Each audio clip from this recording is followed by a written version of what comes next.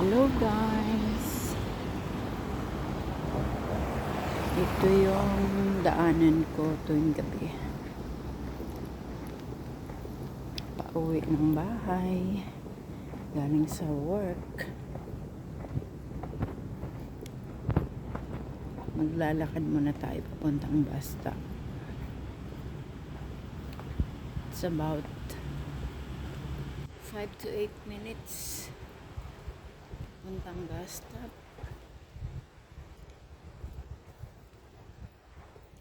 Medyo madilim dito, pero okay lang naman, safe naman. Nakakapagod ng trabaho. May tao.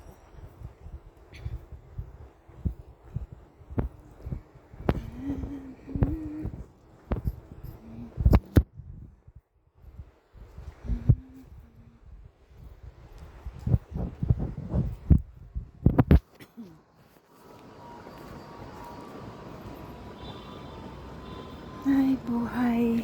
Abroad pa more.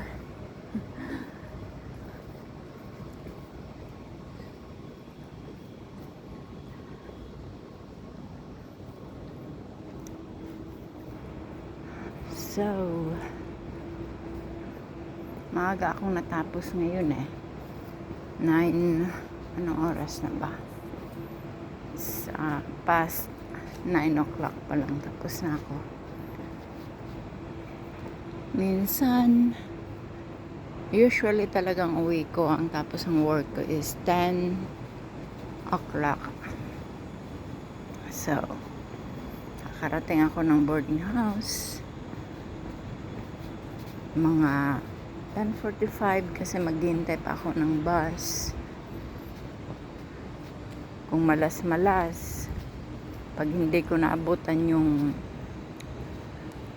bus na dumaan pa, kadadaan pa lang, maghihintay pa ako ng 20 minutes bago siya dumaan ulit. So, nakakapagod, pero carry lang, kaya naman. Ito yung matataas na building dito sa mid-levels sa Hong Kong.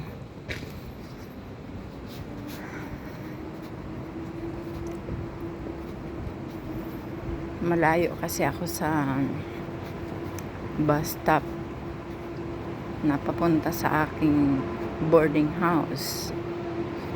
Kailangan kong maglakad.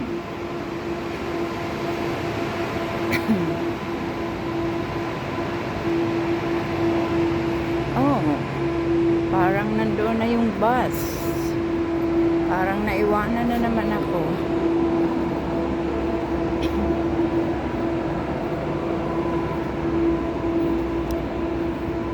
Maghihintay naman ako nito ng 20 minutes.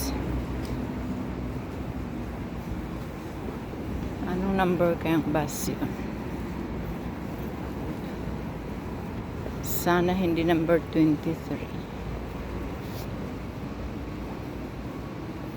Medyo kagubatan lang tong pinagtatrabahuan ko. Kagubatan sa jungle.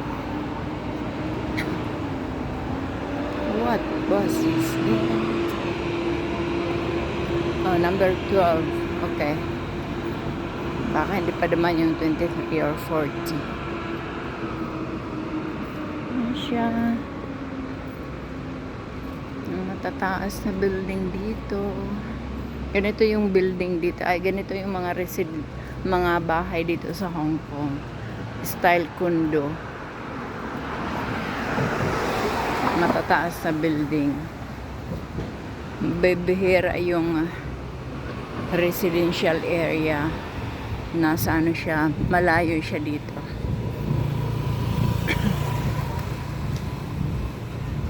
Dito karamihan is mga ganyan building siya, matataas.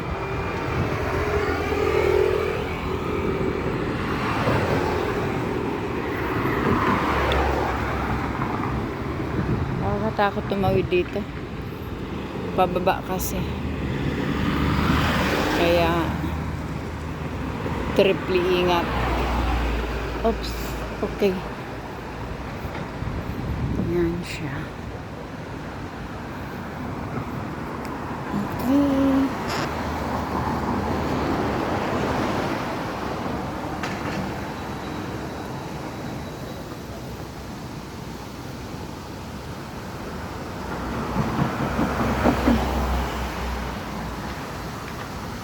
Ay, nakakapagod.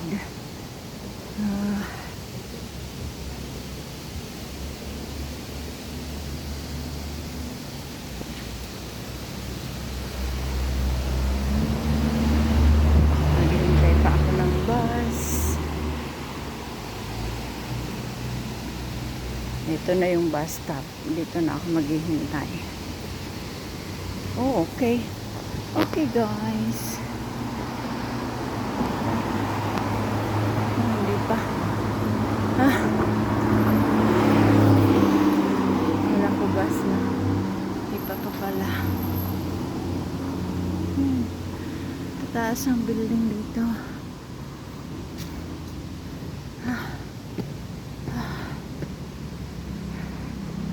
Alright. Pahinga muna ako dito. Yan yung dinaanan ko papuntang baba. Doon ako galing sa taas.